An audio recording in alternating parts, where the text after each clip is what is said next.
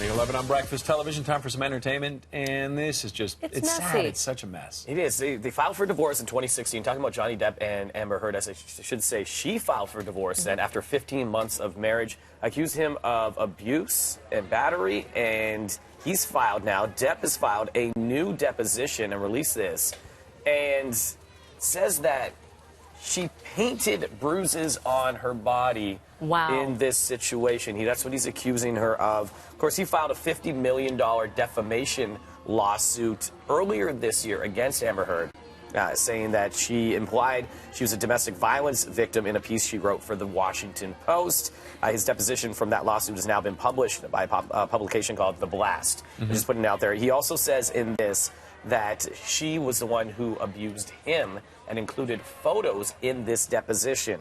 He said he's denied the allegations ever since she first made them in 2016, and that she walked into court with painted-on bruises, which she didn't have the preceding week, and there's no witnesses to that. So this is ongoing. He says he'll continue to deny these allegations for the rest of his life. If you're going to make these allegations about these painted-on bruises, we don't know if this is true or not, but if you're going to make them, then you better have some solid proof. Yeah, this is solid. It's ugly. It's a bad situation all around. And you said they submitted photographs, so his side submitted photographs on it? He submitted photographs. We haven't seen those. His abuse, yeah. Of his abuse, yeah, okay. That he's saying that Amber Heard did to him. She physically abused him as well, so. I mean, these are always tragic to hear, Mm-hmm. and then when it plays out in the public like this. Yeah. Now, thankfully, there's no kids or anything, right? There's nothing like that, which is one positive, I guess, we're going to talk about. Right. We're sticking with the somber notes right now. Aretha Franklin, her family, they found 3 wills in her home over this past little bit. They're saying, of course, in her Detroit home. Now, the Queen of Soul died at the age of 76 earlier this year. Now, the last one is dated from March 2014, right?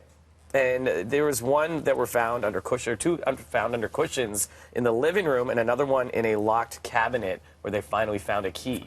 Now, you'd think that someone like Aretha Franklin would have had a will drafted up somewhere, that these handwritten notes or handwritten wills would not stand up in court. Yeah. Right? So we're going to find out. The Michigan, they're still not sure under Michigan law if it's going to be allowed or not, or how these wills play out. Her sons, 2 of her sons, are saying they object to the wills. There's going to be a hearing June 12th. So we'll find out more information in a couple weeks for that. Yeah, it's tough. I mean, there's a whole bunch of legalities to it. I mean, if there's no witnesses on it. And it's odd, like, they were sitting under a cushion. Like on the couch. It's like, hey guys, I've got 2 wills. Easter egg hunt. Found a will. It is strange, you know, but we were talking about this, you know, people don't often, because you think someone like Aretha, you know, she's a massive star, would have this prepared. People don't often think about that, or they just get caught up, as you were saying, Roger. They don't want to face their own mortality, right? I mean, you have to, when you're doing a will, you're essentially saying, I'm going to die someday. Right. And people don't always want to do it. It's morbid, but it is one of those things that you got to think about because it gets tied up in courts, which we're going to see. That's it. The things we do for fashion, oh, geez, ladies this and story. gentlemen. Elle Fanning fainting at a party over the weekend at the Cannes Film Festival because of this gown she was wearing. Okay, let's see it. It's got the corset, and it's a little tight, Hard lot to tell tight. from the shot here. But she's okay. She says she's okay. So she was at dinner party. Her older sister, she's just 21 years old. Older sister Dakota was with her as well. Rushed to her side as soon as she saw her falling off the chair. They went, got her checked out. She's okay. You can see there. Yeah, that is tight. And we just saw Kim Kardashian recently, right? Met Gala wearing that. But hers was crazy cinched tight. Tight. Like she looked in pain. Yeah. Like Kim Kardashian genuinely looked in pain in that thing. I mean, I don't know if corsets are fashionable. I'm not the most fashionable person when it comes to that, but I don't think someone like Elle needs that. If you know what I mean, like purpose of the corset is to push up things and. Yeah. Right? She was wearing it, so, I mean, maybe she was just wearing it as a little flashback. Right. I don't know. But are they making a comeback? Not if it takes you to, I mean, the corsets are built within the dresses, right? So you might not even know that there's actually a corset in there. It just slims things. But if it takes you to the extreme that you're going to faint, not worth it. Not worth it. Let's just stop with this. Like, sore feet from heels or shoes or whatever. Maybe. Cool. Deal with those. Breathe. Be able to breathe. Fainting? Not cool. There you go. Right.